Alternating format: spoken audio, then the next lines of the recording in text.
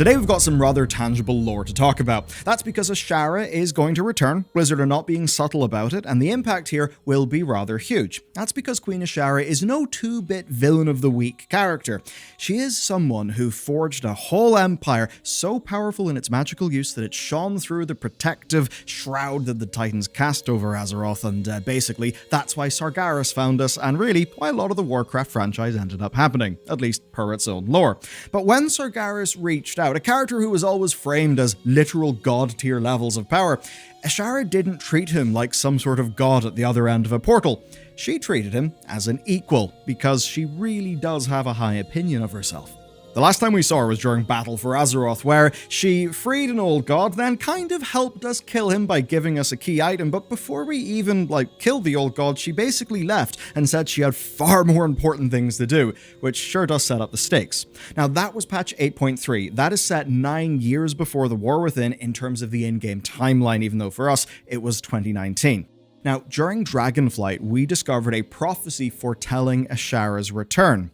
But the Siren Isle, the piece of content they just put into the game, locked that prophecy in. And because of that, it is finally time to discuss her return, and because it's been 9 in-game years, she better make a blast with today's sponsor. Squarespace, who are awesome because they just let you get the job done right. Whenever I needed a job site and a game landing page, I went to Squarespace because they just made my life easy. It's fast, cross-device, all while looking fantastic. You, of course, have got their award-winning templates to get started with, but even better, their new design intelligence and blueprint AI guides you through building your own template. It is amazing. You come out at the end with something that's really quite impressive. Then you've got the block-based editor that is super easy to use, and that makes crafting your site so simple. And if you want even more control, Fluid Engine is a game changer that lets you do just that and granularly move elements in your site, but in a way that doesn't make it all explode on mobile, which is great. Basically, everybody should have a killer site that represents them. A good first impression helps you with jobs or even just hosting your portfolio or perhaps your side hustle. And if you are doing business, they have got you covered. Their e-commerce solutions will handle digital products, physical products. They'll hook up with your shipment provider to make all that dead simple. They support courses, they support bookings, be those in person, online, any of that, and they have a host of other features to help you succeed, like recently having proper native video that works with their memberships and their e-commerce pipeline. It's all amazing. So you can get started today at squarespace.com/bellulargaming. You can build your site with a free trial and then send it live with 10% off your first purchase of a site or domain with code BellularGaming. Look, I know we've all been burnt with prophecies and whispers and things not really happening with Warcraft lore. That's why I want to start this with when, because this is not some far-flung bullshit that won't happen. All signs are pointing toward this being very, very soon. And indeed, looking at Blizzard's overall plan for the expansions and the lore, it kind of has to happen soon.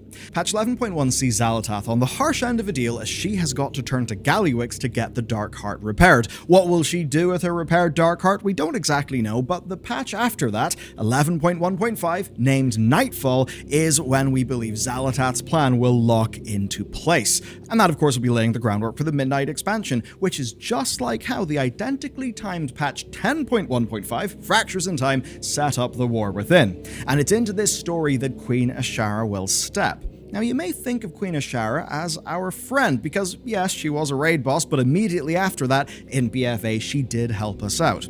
But her parting dialogue tells me that we absolutely should not trust her. And that's because if we take her at her word, she literally went to commune with gods. But none of that will matter if you don't know what her people, the Naga, are doing to bring her back, because it's the actions of the Naga that inform today's video. What this hinges on is a prophecy from the Dragonflight expansion, and it's a prophecy that is not some far-flung fluff. Let me just read this.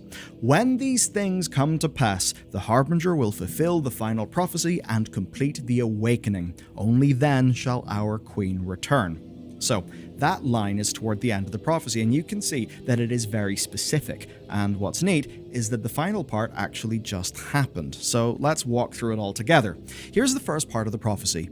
The Harbinger speaks of a primal power that seeks the end of order. Such rage can be bent to serve our ends. Okay, here, the Harbinger is of course Xal'atath, and that primal power is Iridikron. Iridikron has got a beef with the Titans that basically led to him striking a deal with Xal'atath during Dragonflight, and that deal comes relevant with this second line, which I'll read now.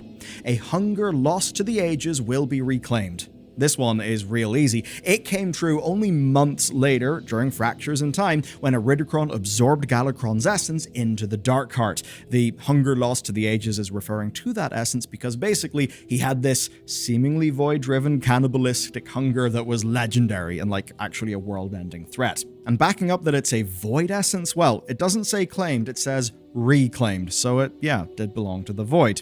Those things came true pretty damn quickly, unlike the third part, which is this. A dark heart left broken awaits the taking.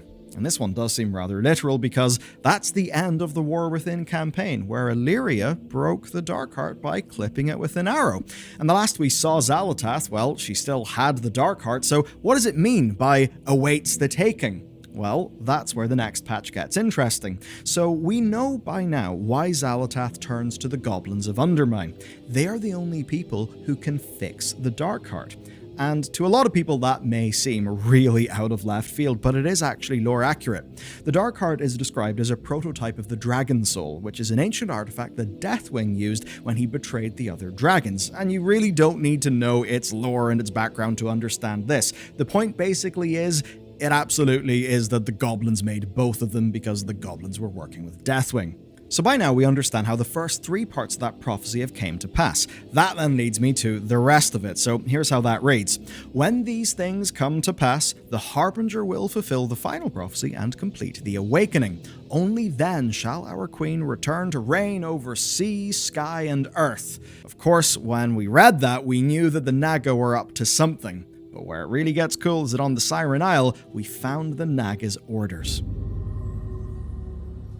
On the Siren Isle, while battling invading parties of Naga, we came across this, a scroll case. Inside it, we find a scroll, and it's a fairly big one because it tells us how the Naga will bring Azshara back. So here's what we learn.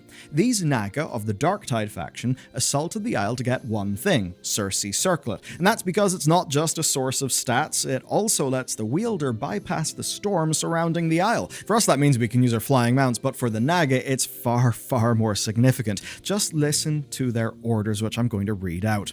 All have sought her circlet and all have failed, but we will succeed. We will atone for the failures endured upon those shores long ago and claim it. And with it, we will usher in our queen's return. Of course, unfortunately for them, we currently have got the circlet, but it does raise the question, how would the circlet bring Azshara back? The details are obviously a future story, but what we know it does is let the wielder bypass the storms. Now, to the east of Kalimdor is the Storming Sea. It appears very likely that that is a storm that was cast by the Titan Keepers to prevent travel. It's long been a part of lore speculation, literally since the earliest days of World of Warcraft. Why do ships not get round to the other side? It's why people have always talked about the other side of Azeroth.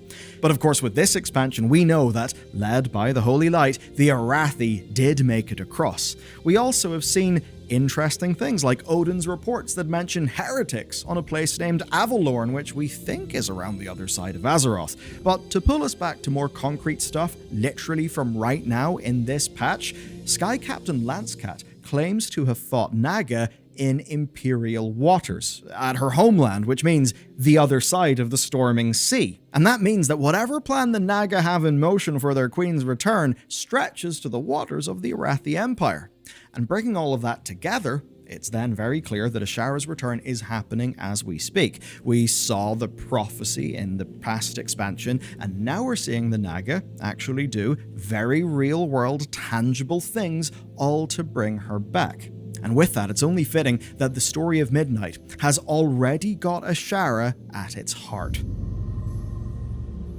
It's time for you to learn why this expansion is basically Azshara's fault. So we know two concrete things about it. Number one, we return to Quel'Thalas. Number two, we reunite the Elven tribes. And all of that is Azshara's fault. You see, 10,000 years ago, Malfurion and Tyrande barely stopped Azshara's attempt to summon Sargeras to Azeroth. And I say barely because their plan overloaded the Well of Eternity that shattered Azeroth in the process. Azshara's closest followers almost perished in the wake of the Well's explosion. She tried to hold the tsunami back as hard as she could, but ultimately she failed, and it looked like they were all going to drown. Which then gave N'Zoth a lot of leverage, and his deal was very simple. Well, you either don't take my deal and simply drown and all die, or you serve me. Azshara accepted that deal, and that is how she was remade as a Naga. Now, of Azshara's highborn elven followers, some did actually realize that they were wrong in what they did, and they switched sides at the last minute. And while a whole bunch of them would survive the war, their punishment was exile. But of course, they still did want the magical goodness, so they did smuggle a vial full of the Well of Eternity's waters. They sailed across the ocean and settled in Quel'Thalas, where they created the Sunwell. So yeah, basically, whole thing's Azshara's fault. Now, in Hallowfall, Lady Liadrin discovered that the Sunwell and the Arathi Sacred Flame are pretty much made of the same stuff: Azeroth's energy, light, and arcane. And for our foes, that's actually a real big important thing. You see, light and void are sides of the same coin. That's why with the Naru, you can see them in their normal light form, or they can fall into their void cycle. And that's actually why the Sunwell almost fell to void when Illyria just walked close to it a few years ago. That's basically what our enemies want. They want to flip the Sunwell. I mean, just think about this. Azshara used the Well of Eternity to summon in Sargeras. Kel'Thas used the Sunwell to summon in Kil'jaeden. So you've got to wonder, what would a Void Well do? Especially a Void Well that is infused with everything that Xal'atath has drawn into the Darkheart, which so far is, like Galakron's essence, the stored power of Dalaran, which I've got to imagine is quite a lot of arcane energy, the Void of Bellular, all the Black Blood, and anything else she may cram in there. But there is a question. Okay, so we see how Azshara's actions in the past are actually what lead to the Midnight expansion being what it is. And we also see the more recent lore that is all about her return. But you still may be thinking, how does she actually come back? How does she even fit into this? So, let's deal with that. I've got to pull you back to patch 8.3 of Battle for Azeroth. After one too many plotlines, N'Zoth gave Azshara to Inquisitor Xanesh, and the Inquisitor would basically torture her and get information. He knew that she was up to something, but he couldn't see the full scope of her plans. Now, of course, Xanesh was a raid boss, meaning we did defeat her. We freed Azshara, and then Azshara gave us the blade that once held Xal'atath. She then proceeded to tell us exactly what she's going to do next, and then she just left to do it. So the intermediaries are of course the old gods, which now do appear to be defeated. Xal'atath is the herald, and as far as we know, the Void Lords are at the very top of that totem pole. And so far, we only know of one Void Lord, and I've mentioned him in this video, Dimensius. We know that Xal'atath once served as his herald, and we know that he is responsible for the destruction of the ethereal homeworld Koresh, and we also know that the Void, and Void Lord specifically, are the threat that is apparently so great that it basically drove Sargeras mad.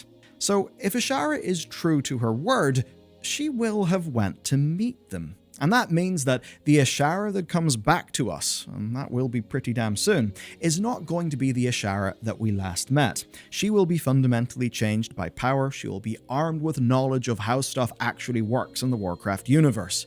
But she still will be Azshara, and that means she's doing all of this for herself. And if it's anything like the past, her end goal will be pretty damn simple: Queen of Azeroth.